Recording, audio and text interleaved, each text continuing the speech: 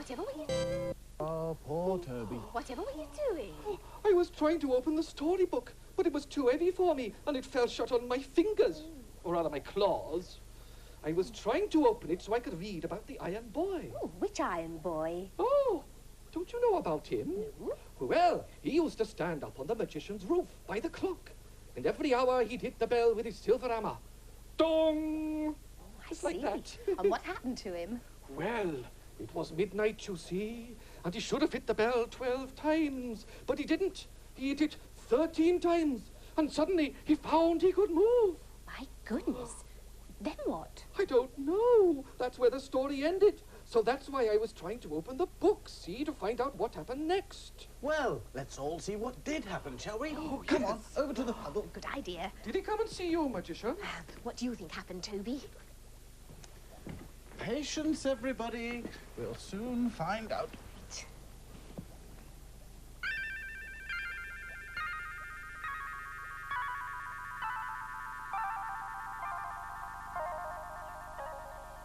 You remember that an iron boy stood on the roof of the magician's house by the clock. He struck the hours on a bell so that everyone knew what time it was. And one night, at midnight, he struck the bell 13 times instead of 12, and he found that he was free to move and walk. The iron boy was very excited when he found that he was free. He climbed along the roof in the moonlight until he saw a light shining through a window. He climbed down to the window and looked in. The magician was fast asleep in a chair in the room below. The iron boy dropped down into the room with a crash. The magician woke up with a start. "What on earth are you doing here?" he cried. "You're supposed to be up on the roof, striking the bell." "I've done that for years," said the iron boy. "But tonight was different. At midnight, I found that my feet weren't fastened to the roof anymore. I could move about. I was free." "Do you want to be free?" asked the magician.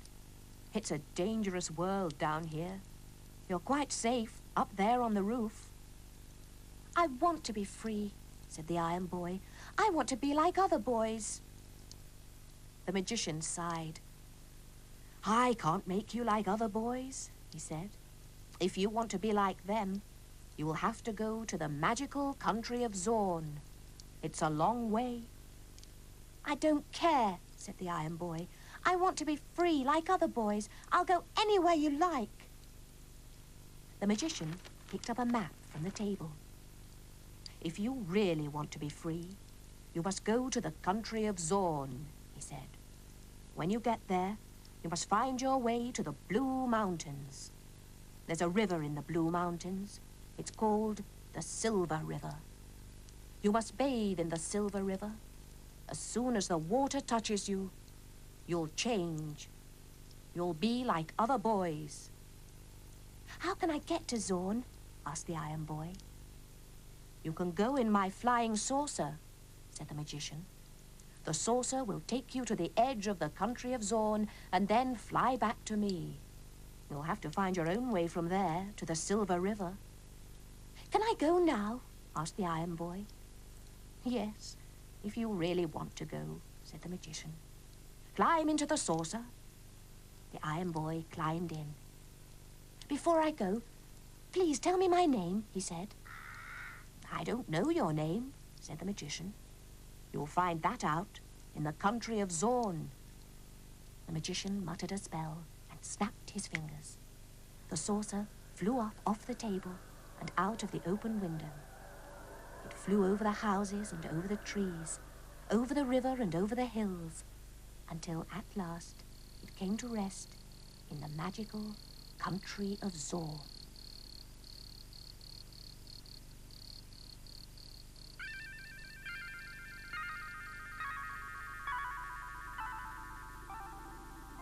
Oh. What happened in Zorn? You'll have to wait to find out next time, because that's the end of this story. Oh. Now, if you've been able to open the storybook, Toby, would you have been able to read that all by yourself? Oh, well, some of it. I'll show you if you like. Yes? Right. Pencils and paper, pens and ink. The words shall appear before you can blink. Right, come on, Toby. Let's see what you can do. Okay, okay. Oh, sorry. That's right. Here you are. Thank you. Well, now, after he found he could move, the iron boy climbed along the roof and saw a light shining through the window. He dropped down through the window and landed... Right in this room. Crash! He gave me quite a surprise. Here you are, look, it says there. He landed on the floor with a crash. Yes. He said that he wanted to be like other boys, but you said that first he'd have to go to a magic country. The country of... Ooh, now let me see. It began with Zorn. The That's country right. was Zorn. You don't hear that sound very much, do you? No. There's a zzz in gazebo. It's all right, Toby. Well done. And here's a picture of the magician showing him a map of Zorn. But how was he going to get there? There was only one way. Hmm. How did he do it? There, look, it says, there was a big saucer on the table. The flying saucer. Yes, so off he flew to Zorn. Well, what's the title of this story, then? Let's have a look. There we go. Here we Here we go. are. It says, The Iron Boy. Good. Well done, Toby. Ah, There, thank mind you. your fingers. Whoops. Woo. And those little fingers. Well done. I can see you've been practicing your reading. I have, but I can't practice as much as I'd like to because I can't open the storybook by myself. Now, you should have some little books of your own. Little books for little fingers. Oh, yeah. Or claws. Oh, yes, I would like some. Hey, why don't we make some little books especially for Toby? Oh, I think that's a wonderful Oh, idea. yes, so do I. Are you going to cast a spell? Of course. Oh, well, can you make sure the spell works this time, please? But my spells always work. But most of the time they do. Well, at least some of the time. Look, one or two have worked, haven't they? Oh, yes, of course they have. We think you're a very great magician. Oh, Oh, yes, so we do. thank you very much, then. Well, right, let's get down to work. Right. What do we need first? We need something made of paper because that is what books are made of. Right. There's a paper bag on the shelf. Oh, thank you, Cauldron. Oh, yes. That will do nicely. There's a cheese and onion pie inside it, but you don't need to take that out, do you? I suppose not. Here you are, Cauldron. One paper bag, complete, with cheese and onion pie. How kind. Don't we need a colour for the spell? Yes, we need a colour beginning with B for books. Oh, what about brown bread? Oh, look, a blue brush. And a black belt. I know. Why don't we put them all in, just to be on the safe side? Oh, Here you are, Cauldron. Who found the brown bread? Oh, I did. Well done, Auntie Flo. Now the tune for the spell goes pom pom pom pom pom. Thank you, Cauldron. Pom, pom, pom, pom, pom. Pom, pom, pom. Right, all together now. Pom, pom, pom, pom, pom. And now the magic clap, I think. That's right, Auntie Flo. You're learning fast. The magic clap. And now, the magic rhyme. Muddle, puddle, puddle, muddle. Turn the pages, feast your eyes. Muddle, puddle, puddle, muddle. A set of books, just Toby's size. Oh, well See, they do work. done. They're Oh, aren't wonderful. they lovely? They're marvelous. And just my size. Why should I keep them? You can use this shelf if you like. Oh. Well, there's nothing on it now, is there? Now, I think I shall keep some of my books on the shelf and some in the gazebo, just in case I want to read something while I'm in there. Oh, look, there's a book here without a title on the front. Oh, but it's got one on the spine. The spine? This bit here. Look, most books have titles on the front and on the spine, so that when the books are lined up like that on a shelf, you can read the titles. Oh, We could always write the title on the front. Good idea. There. Oh, can you read the title, Toby? it says The Iron boy. Well done. There. I'll write that on the front. Right.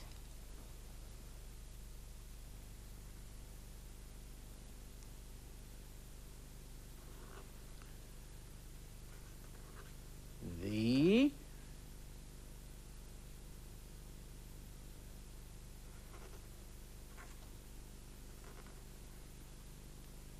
Iron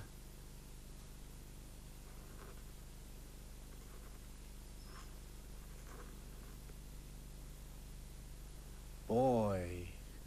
The Iron Boy. There we are. I am going to have fun reading these, my very own books. This calls for a song. Oh, good idea.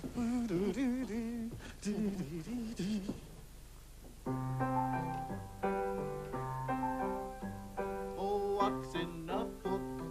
Let's have a look. What's in a book for me? There are stories for children, grown-ups as well.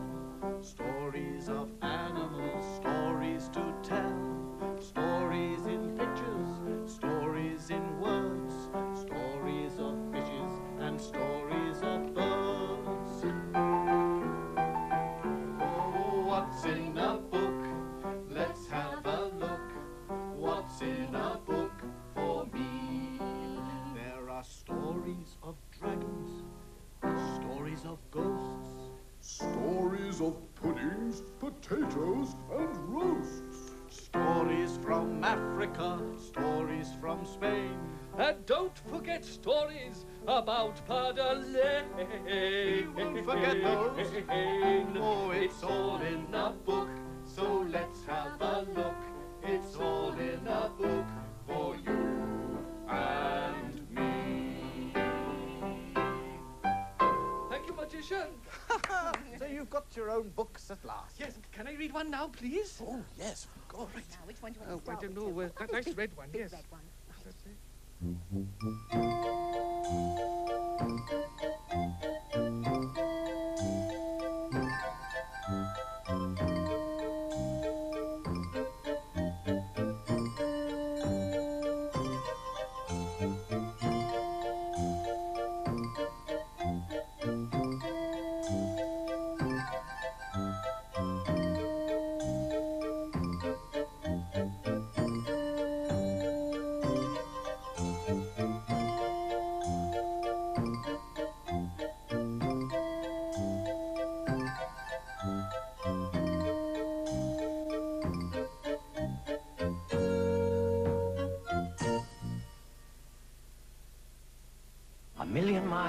A million miles beyond the sun, the Mookie Bar feet. In case you're wondering, I'm in a boat. And I think I'm at sea. Keep still, Vera! You don't rock the boat. Can you see anything yet? Oh, I don't know how I got here.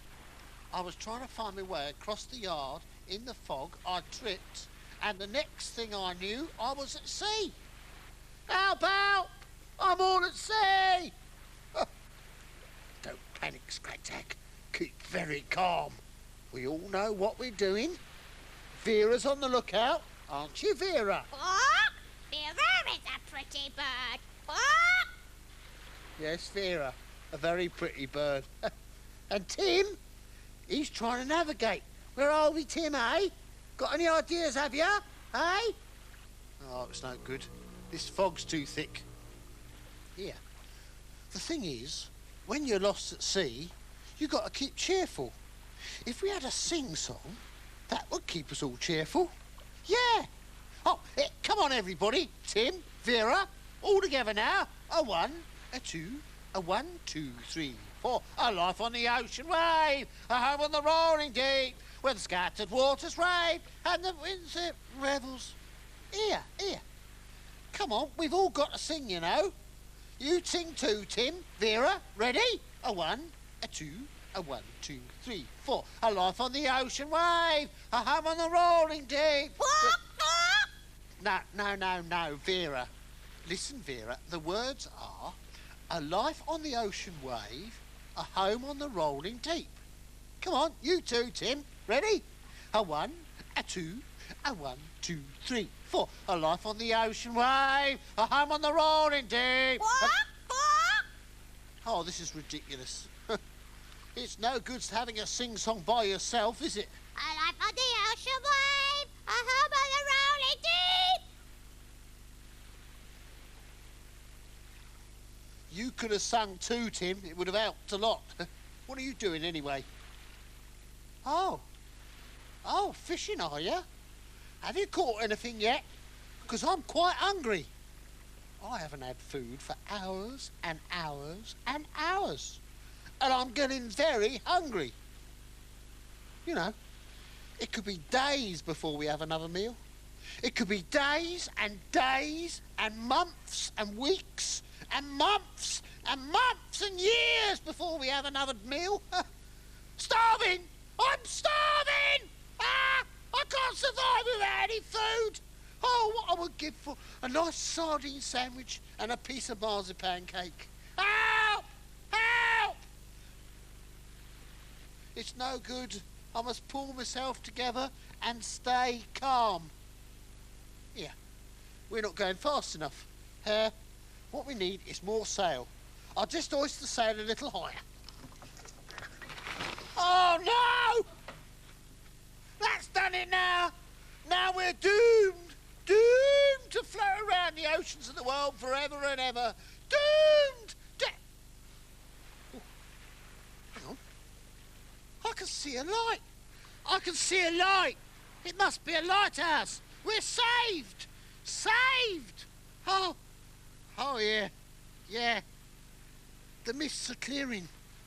I think we must have reached America. Hello? What's that yellow building over there? It looks familiar. Oh, it's my chest of drawers. We haven't been at sea at all. We've been on dry land all the time. Quack! Who's a silly boy then? Well, I got everyone home safely anyway. Oh, I'm just in time for TTV. Oh, it's nice to be home with me chest of drawers, me telly, and TTV. Good afternoon and welcome to Tea Time Television. If you've been out and about, settle down now because it's time to enjoy another episode of The Wummies.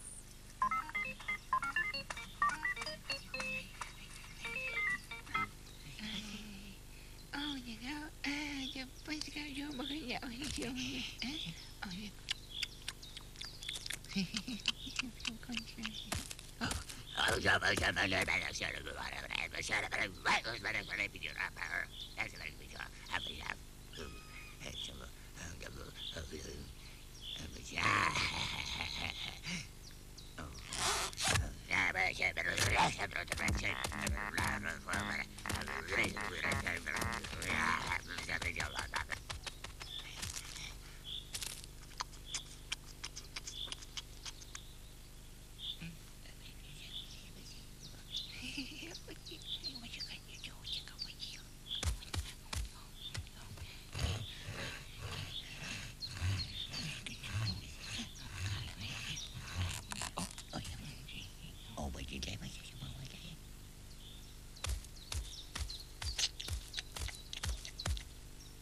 Why do you take over Jimmy?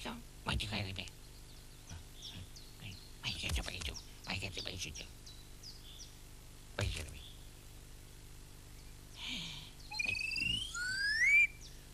Why do you do it?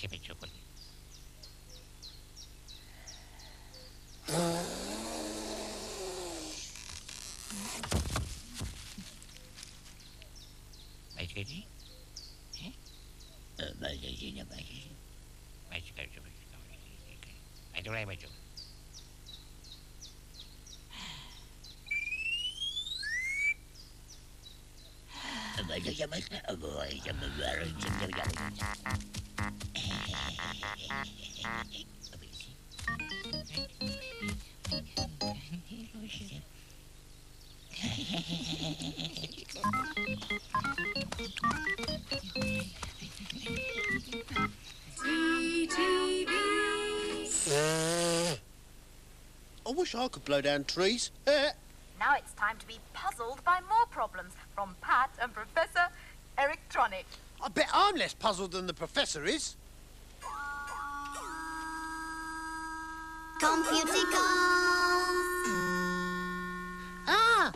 Here already. Hello. Don't do that, Pat. Sorry, Professor. I have been carrying out some alterations on Pat's circuits so that any question that she asks, I will never get wrong. Now, for a quick test. Yes.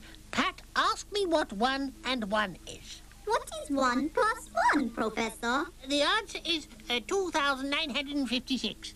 I'm sorry, Professor. That is the sausage answer. There, you see, Pat didn't say I was wrong, did she now? Yes, very good. Now, first quiz, please. Here are 3 rockets, but only one is connected to the launch button. Can you spot which one?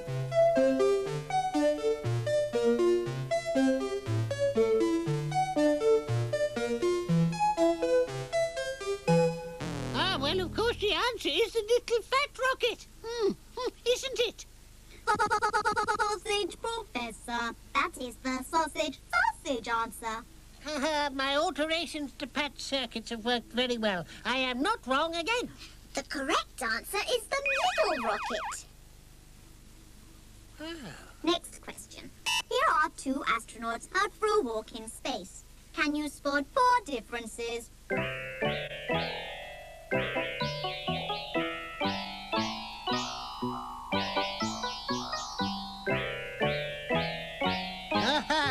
A very good puzzle, Pat. A trick question, I think. I examined the 2 astronauts most closely, and I am quite confident there are no differences. Sausage and chips. The differences are the aerial, the hand, the waistband, and the helmet. Now, here is the next question. 2 rockets. Quick as a wink, don't think. Guess which rocket will reach the planet first? Oh, definitely the fat one. Oh, well, then maybe it is the thin one, because the increased fuel capacity against the displacement coefficient and the aerodynamic shape plus friction factor is going to make absolutely certain that the fat rocket will be there first. Sausage, chips, banana, and noodles. The thin rocket has won, Professor. Well, it was only a guess. How many questions did I get right? You got all the questions. Sausage, chips, banana, noodles. Oh, dear. I think there's something very wrong with your circuits, Pat. Oh, never mind. I shall repair them. Goodbye. Goodbye. Bye.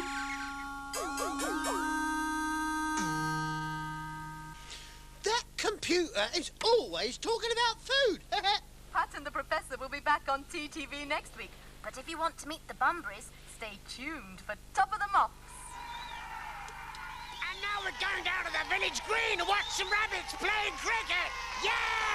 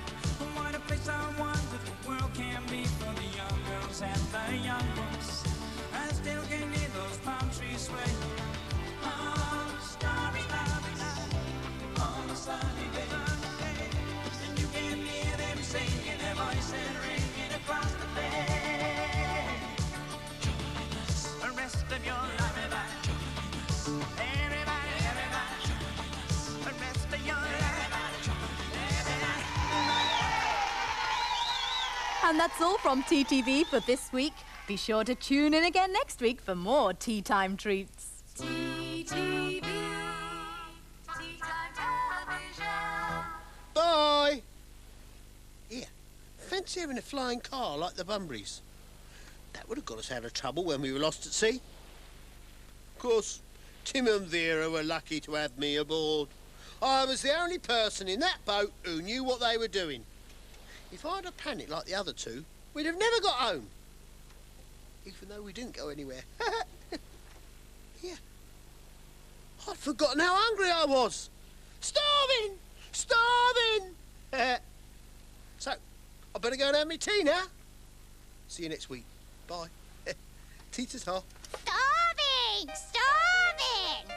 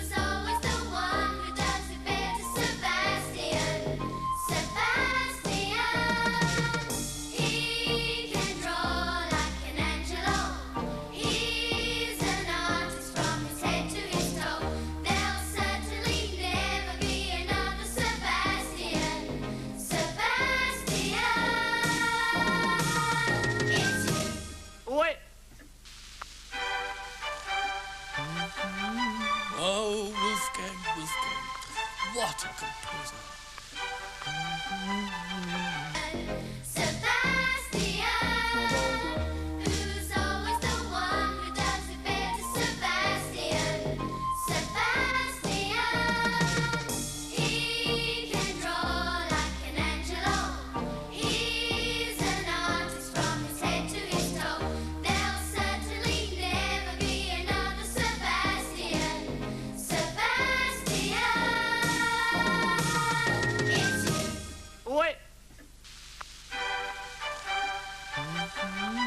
Oh, Wolfgang, Wolfgang, what a composer.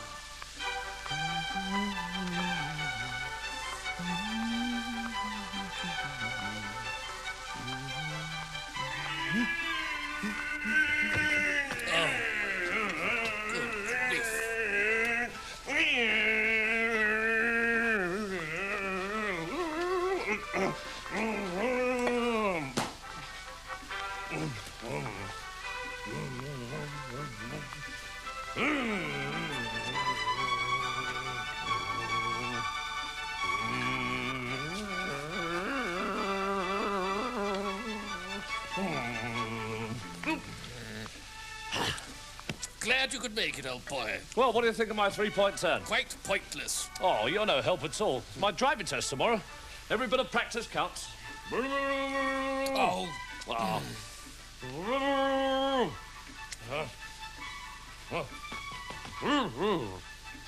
I'll plug it in tomorrow. It may well be your driving test tomorrow, dear boy, but I am trying to relax today. Well, if I pass my test, I'll be able to take you for a drive, won't I? Oh, yes, instead of driving me up the wall, eh? Yes. All right. Give me the book. I'll test your knowledge of signs. There we are. Easy peasy. Okay. Right, let's have a look. Okay, what does this one mean? Car wash ahead. Oh, good grief. Let's try another one. Hold on. How about that one? Oh, I know what that one is. That's beware of flying motorbikes. I give up. I give up. Oh, motor kidding, Sebastian. It's just for a laugh, what? I'll tell you what, I'll read you a story about a car. Oh, good. Yes, you'll like this one. I hope it's a nice red one. Here we are. It's called the Toastmaster. Odd-sounding car. Yes, it is an odd-sounding car, isn't it? Tell you what, Sebastian, do you mind if I take my coat off? Not at all. You look like Biggles wearing that thing. I do a bit, don't I? Well, be careful with it. I will be. Right. Here we go. You ready? Yes, yes. I'm all revving up. Good. It's wet, isn't it?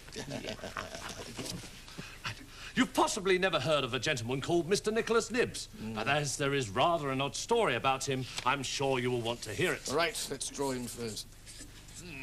Got a rather large head, as you see. We'll have him waving hello, shall we? There he is. Hello. There's his nibs. OK. Mr. Nicholas Nibbs had one great passion in life. It was his motor car. It looked like so many other cars on the road, that is, except for one thing. And that was the car's dashboard. Right, I shall draw the dashboard. Dash it off. Here we go. It had every instrument and gadget you could think of. An egg timer, a dial for telling the temperature at the North Pole, a gadget to shake medicine bottles, a gauge to record the rainfall in Bombay, and a button which selected the colour of socks he should wear. You name it, he had it. Extraordinary. Amazing dashboard, isn't it? During the week, Mr. Nibbs would spend hours polishing and polishing the instruments until they shone like rows of sparkling jewellery. But at weekends, he loved to drive down to the coast, park on a cliff top, and with a huge supply of sliced bread, feed the birds from his car window. Right, he shall do it. Yeah, down at the seaside. One cliff, one shadow. There we are. Yeah. One bright sunny day while he was feeding the birds, a thought struck him. Oi! Why, he mused, if I could make an automatic bird feeder for my dashboard, I could then spend more time polishing all my dials and instruments. I must get down to it right away. And he did. He spent the next few days bent over his drawing board. Hardly stopping for food, he made design after design. But after each attempt, he would tear up the result and throw it in a waste paper basket. Oh, dear. You don't do that, do you? Oh, no. It's no good. I just can't find the answer, he moaned. I know. I'll take a break, make some tea and toast, and then start afresh. And it was while making his toast that he had a splendid idea. That's it. That's what I need on the dashboard, he laughed. A pop-up toaster.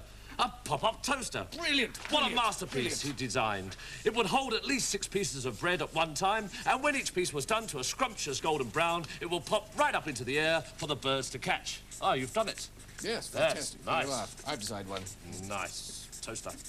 After a further month in his workshop, the amazing machine was ready, and chuckling with glee, Mr. Nibbs fixed it in place on the dashboard. I can't wait to use it, he chortled, and jumping into his car, he sped off to his favourite spot on the cliff. Within moments, he had loaded the toaster with 6 slices of bread, and sitting back with a smile on his face, he waited for them to pop out of the machine. Well, just as he planned, they popped out all right. Whoosh! Whoosh! Whoosh! Whoosh! Right up into the air. But there was one thing he had not thought of. What? Can you guess what it was? No. Of course. The scrumptious golden brown slices hit the insides of his car roof and bounced all over his head. What's going on?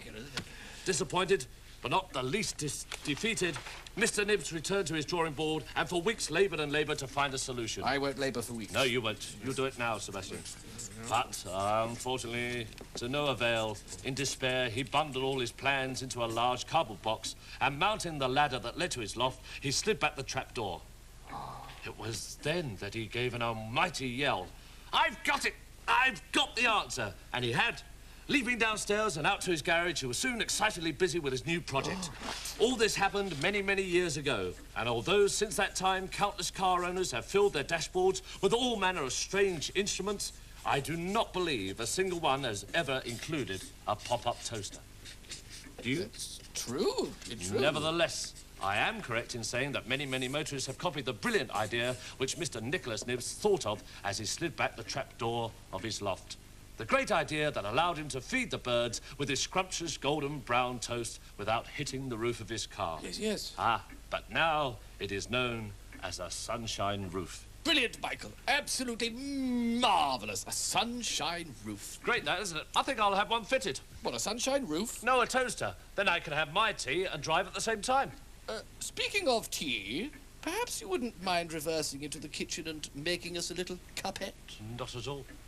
Reversing's one of my best things. Watch this, Sebastian. It's working. It's forward. Look out for the... Bye-bye, everybody. See you next time. I hope. Sebastian, tea bag do? You stay all wet. Wet? Bye.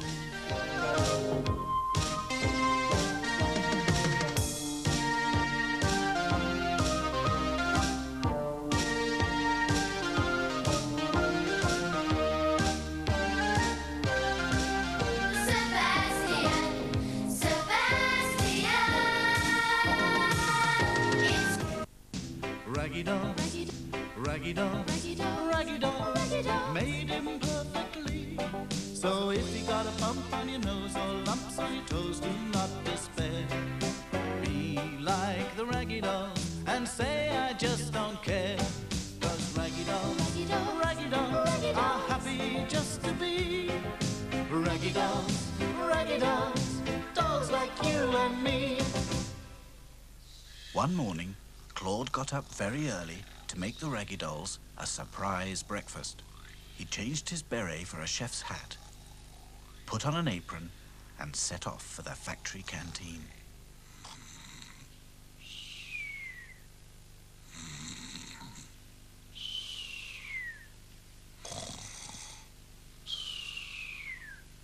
He was going to make a continental breakfast. Croissants and coffee, as we have it in France, he thought. He mixed the pastry and rolled and rolled and rolled it into a long strip. It was a complicated recipe. But at last, the croissants were safely in the oven. Then Claude poured some coffee beans into the grinder. Soon the works canteen was filled with a delicious smell of baking and freshly ground coffee. "Wake up! Wake up!" shouted Claude. He banged a frying pan with a spoon to make it sound like a gong. "Oh, whatever's that?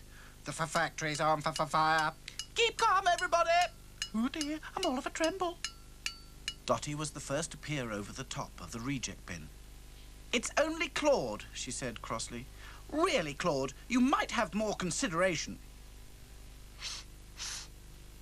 Can I smell baking? Sniffed Sadsack. "You most certainly can," said Claude. And can I smell coffee? "But of course you can," said Claude again. "Mesdames, messieurs, breakfast is served." The Raggy Dolls made their way into the canteen. Claude had laid the table in the French way. There was a dish of butterballs and a bowl of black cherry jam and napkins. There was even a red checked tablecloth. "Voilà, exactement as we have it in France," he explained. "I have made a continental breakfast. Bon appetit." "That means eat up," said Dotty. "What a super surprise, Claude." Pity it isn't bacon and eggs and fried bread, thought Sadsack. That's what I call breakfast. But by the time he'd eaten his 6th croissant and washed it down with a 7th cup of coffee, he decided French breakfasts were just as good as English ones. But he had to leave a pile of croissants for later because he was full to bursting. Just then, the factory hooter started up. People would be arriving for work any minute. Luckily, there wasn't much to clear away. But before they could leave the canteen, the Raggy Dolls heard voices. There was just time to hide before Mr. Grimes came in with Florrie Fosdyke, the canteen lady. Florrie was kind, but very forgetful. One morning, she buttered the teapot and poured milk on the toast.